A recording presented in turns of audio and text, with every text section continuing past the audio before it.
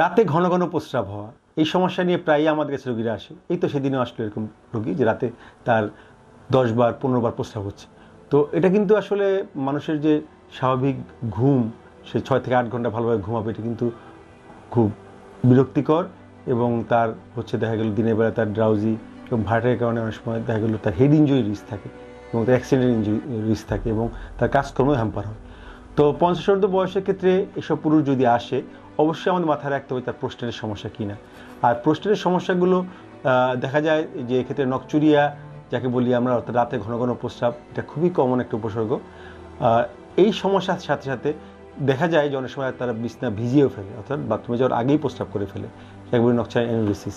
দিনের বেলাও ফ্রিকোয়েন্সি থাকতে পারে এরকম, যেটা দিনের বেলা সাথে 5 থেকে 6 বার প্রস্রাব হওয়ার কথা, তার চেয়ে যদি বেশি হয় তাকে আমরা ডে টাইম ফ্রিকোয়েন্সি বলি। একই সাথে তখন আমাদের অবশ্যই মাথায় রাখতে হবে তার প্রোস্টেট বড় হতে যে হওয়ার যে কারণগুলো, যেমন বিনাইন প্রোস্টেটিক হাইপারপ্লাসিয়া, প্রোস্টেট বড় হওয়া, বা প্রোস্টেট ক্যান্সার হতে পারে, স্ট্রিকচার ইউরেথ্রাও একই সময় হতে পারে, প্রোস্টেটাইটিস হতে পারে। স্ট্রিকচার ইউরেথ্রা যদিও কম বয়সে হয় কিন্তু অবশ্য বেশি বয়সে হতে পারে। তখন আমরা যে কাজটা করব, আমরা যে এই ধরনের যে সমস্যায় ভোগেন, অবশ্যই আপনি ইউরোলজিস্টের শরণাপন্ন হবেন এবং ইউরোলজিস্ট আপনাকে পরীক্ষা নিরীক্ষা করে দেখবেন যে সমস্যাটি আসলে প্রোস্টেটের সমস্যা কিনা নাকি স্ট্রিকচারের সমস্যা।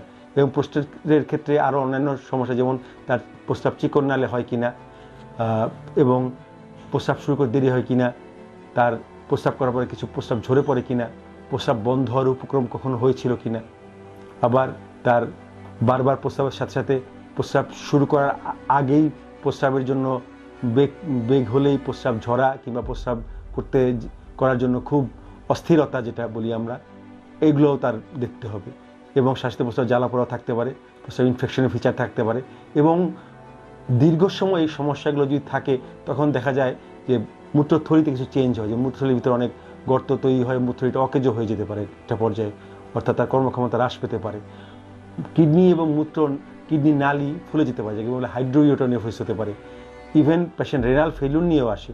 কাজেই এই যে প্রস্রাবের সমস্যা, এটা কোনোভাবেই অবহেলা করা উচিত নয়। এবং প্রোস্টেটের সমস্যা সবসময় যে আমাদের চিকিৎসা লাগে তাও না, অনেক সময় আমরা শুধুমাত্র কিছু লাইফস্টাইল মডিফিকেশনের মাধ্যমেই এই রোগীগুলোকে ভালো ফলাফল দিতে পারি। অনেক সময় শুধু মেডিকেল ট্রিটমেন্ট লাগে, কিছু কিছু ক্ষেত্রে সার্জারি লাগে। কাজেই বলা হয় সময়ের 1 ফল সময় 10 ফল, সময়ে করলে অবশ্যই দেখা যায় ভালো ফল পাওয়া যাবে।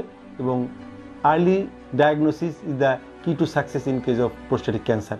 প্রোস্টেট ক্যান্সার নীরব ঘাতক এবং এটা পুরুষদের মধ্যে দ্বিতীয় সবচেয়ে কারণ ক্যান্সারের। কাজেই অবশ্যই এই বিষয়ে আমাদের সতর্ক থাকতে হবে। ধন্যবাদ।